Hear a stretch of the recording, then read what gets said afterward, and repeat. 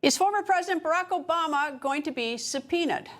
Last week, Director of National Intelligence Tulsi Gabbard released documents that reportedly show former President Obama and his national security team laid the groundwork for what would be the years-long Trump-Russia collusion probe. That probe began after President Trump's election win against former Secretary of State Hillary Clinton in 2016. Yesterday, the Department of Justice received from Gabbard a criminal referral. A criminal referral is a formal recommendation to investigate and potentially prosecute the subject of the referral. Gabbard's criminal referral is related to her claims that Obama-era officials, quote, manufactured and politicized intelligence to create the narrative that Russia was attempting to influence the 2016 presidential election. Today, Speaker of the House Mike Johnson was asked if he would consider subpoenaing former President Barack Obama. Here is Speaker Johnson. Of course. Look, I think we have a responsibility to follow the truth where it leads. And I do expect that whether there's a special counsel appointed, which some are suggesting, and or in conjunction with the House investigations, that we will get the answers. And there will be accountability to the extent that we're able to do that, referring people to the DOJ for prosecution and any other measure that is appropriate as we begin to uncover more of the facts. We recognize that the people who are being called out now were involved in a scheme. We knew that it was a shameless, false set of accusations. And yet they perpetuated the lie on the American people, and they looked right into the camera and just lied, clearly. And they knew what they were up to the whole time. So there must be accountability for that. Also today at the White House, President Trump spoke to reporters during his meeting with Philippine President Ferdinand Marcos Jr. You know, when we caught Hillary Clinton, I said, you know what? Let's not go too far here. It's the ex-wife of a president, and I thought it was sort of terrible. And I let her off the hook, and I'm very happy I did. But it's time to start, after what they did to me, and whether it's right or wrong, it's time to go after people. Obama's been caught directly. Who should the DOJ target as part of their investigation? What specific figures in the Obama administration? Well, based on what I read, and I read pretty much what you read, it would be President Obama. He started it. And Biden was there with him, and Comey was there, and Clapper. The whole group was there. Brennan, they were all there in a room. He's guilty. It's not a question. You know, I like to say, let's give it time. It's there. He's guilty. This was treason. This was every word you can think of. Following President Trump's comments, spokesperson for former President Barack Obama, Patrick Rodenbush, fired back. His statement reads, quote, out of respect for the office of the presidency, our office does not normally dignify the constant nonsense and misinformation flowing out of this White House with a response. But these claims are outrageous enough to merit one. These bizarre allegations are ridiculous and a weak attempt at distraction.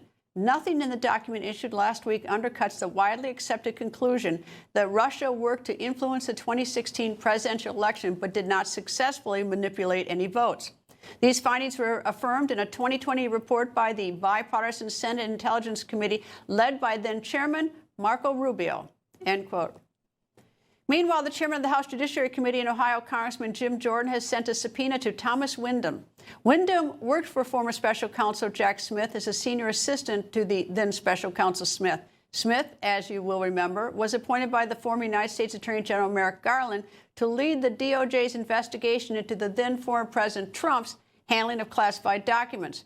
The case against Trump was dismissed on July 15th of 2024. And shortly after, in November of 2024, President Trump was reelected president. Earlier this month, on June 12th, Windom met with the House Judiciary Committee as part of Chairman Jordan's probe into the investigation of Trump and classified documents. Following that meeting, Jordan sent a letter to Windom. The letter reads in part, quote, the committee sought your voluntary cooperation with our inquiry because, due to your service as a senior official on special counsel Jack Smith's team, it believes you possess information that is vital to its oversight. Your refusal to answer several questions in your transcribed interview impedes the committee's oversight, and your stated bases for declining to cooperate fully are not persuasive, end quote. Jordan, with the subpoena, has ordered Windom to appear before the House Judiciary Committee on September 30th at 10 a.m. Earlier, I spoke with Ohio Congressman and Chairman of the House Judiciary Committee, Jim Jordan. Nice to talk to you, sir. Good to be with you, Greta. Sir, you have issued a subpoena to Thomas Wyndham. Who is he and why? He's part of the special counsel team of Jack Smith. We had him in for what we call a transcribed interview, where you're not compelled to be in there, but you're still under oath. But he just didn't answer many questions, and so we want another run at this individual, try to get him to talk about things he was involved with that entire investigation. I mean, for example, during that investigation, one of the things they did is they took the phone of a sitting member of Congress. I mean, took his phone.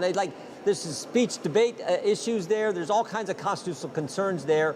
We want to get to the bottom of what this was all about, and we're kind of working through a number of these people who were part of Jack Smith's team, and we haven't ruled out actually talking to Mr. Smith at some point, but we'll have to see. Do you expect that he's going to answer the subpoena? I know it's set for sometime in September, but do you expect that he will appear and that he will answer questions? Well, we do expect him to appear. We'll see how he does with questions. If he asserts, he was asserting all kinds of things, that privileges we just didn't think applied. When I talked to our staff, I was only able to be in part of that transcribed interview because of other obligations here on Capitol Hill. But our staff said he was not answering many of the questions that we thought were really important ones to get answers to. So we're having him back, and we'll see. But that's why you bring him in, to ask the question, to see what if you can get the facts and find out exactly what was going on here. Was he number 2 to Special Counsel Jack Smith? Was he that high up in the organization?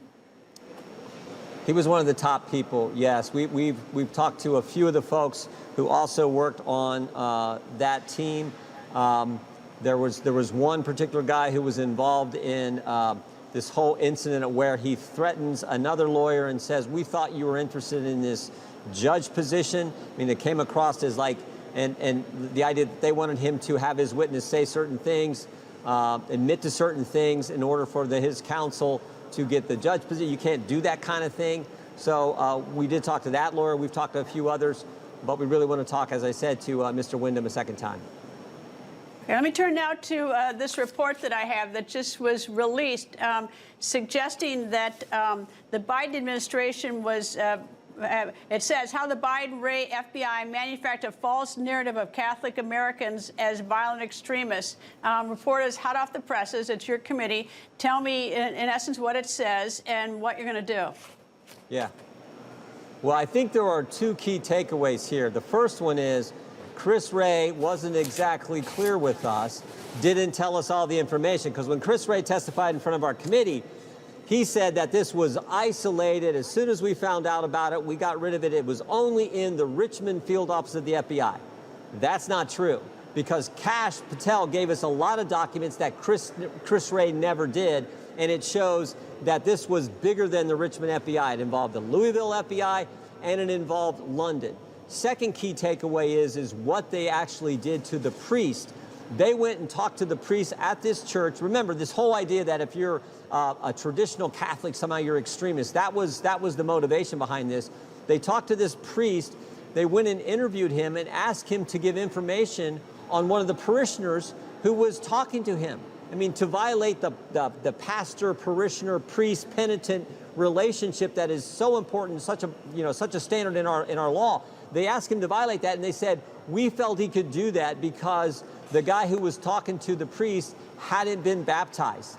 And we're like, are you kidding me? This is how bad it was. And then they also surveilled the priest. They got his credit card information. We're following what kind of transactions he was doing as he was trying to minister and guide and counsel this individual. That's how ridiculous this was. And Chris Wray never told us any of that. Well, that's particularly caught my attention. Did Chris Wray deliberately not tell you everything? Is there any recourse, because you have oversight of the FBI, yeah. And if they're playing fast and loose with you, that certainly is it's just plain dirty. Well, that's what we're gonna try to find out. Whether he knew he was lying to us or not, we don't know. But what he conveyed to us was not accurate, and documents that we now have were not given to us back then when he was director, when we asked for them. So that's a problem. We'll just have to see as we dig through this even more. Mr. Chairman, thank you, sir. You bet, Greta. Thank you so much. People think news just happens. It doesn't. It happens because there's someone there to capture the moment, to explain it and share it. That's my job. I go where news breaks and give you the facts. Join me for The Record on Newsmax.